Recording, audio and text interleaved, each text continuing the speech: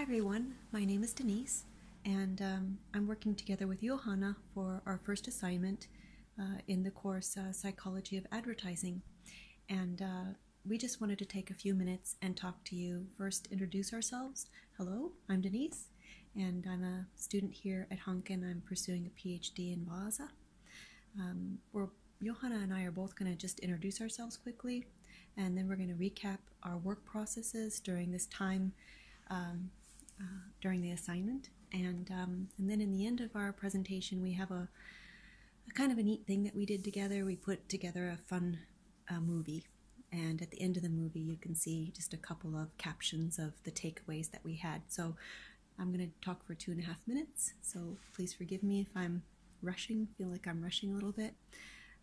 The first stage in this process was for us to pick a magazine. And I chose Tupperware Magazine.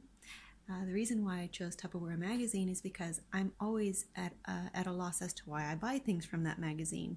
Literally, my workmate comes up to me and she says she lays the magazine on my table, and it doesn't take me but 5 minutes to pick out a few things that I absolutely fall in love with. Then the package comes. I'm very excited. I love opening the stuff. I feel so good inside when I open this stuff. I take it home, and then I have the problem of finding room for it in my cupboard, which is not easy. It sits there for a good 10 years, or then I give it away as a gift to a family or a friend. So through this course, I'm really hoping to understand my own behavior. So that's the magazine that I chose and the rationale why. I'm going to be talking to you about the first 6 ads that Johanna and I did, and Johanna is going to focus on the last 6 ads. So the 6 ads that I chose, 2 ended up being soft sell and 2 ended up being hard sell and 4 soft sell.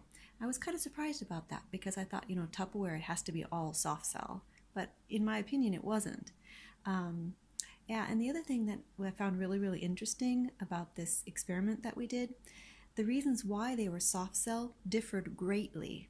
And I think the reason why Johanna and I felt like we came to these conclusions is because when we were doing our data analysis, we used the theory that we'd gained through the reading, and we used 3 phases during the analysis. First, we categorized soft sell and hard sell using 3 indicators.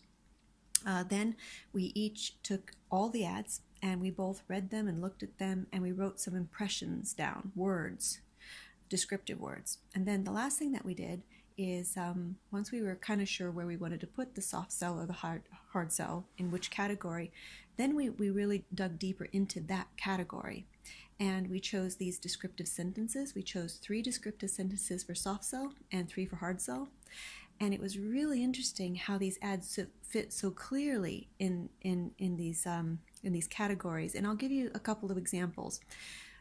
4 ads of mine were soft sell, but they differed greatly in their approach or in where they tried to stimulate my brain or our brains. One of the ads, for example, had these mugs that were sitting on a coffee table. And basically the idea that you get is you buy this mug and you're never going to be alone again when you're drinking from the mug. And you're going to have companionship, and you're going to have warmth, and you're going to have closeness, and you're going to be very healthy, and you're going to be in a beautiful room. And so I thought that perhaps it was like our teacher, Johanna, had said that they're selling a better you or another version of you or your life. So that was one ad. Then another ad I thought was very, very sneaky of them.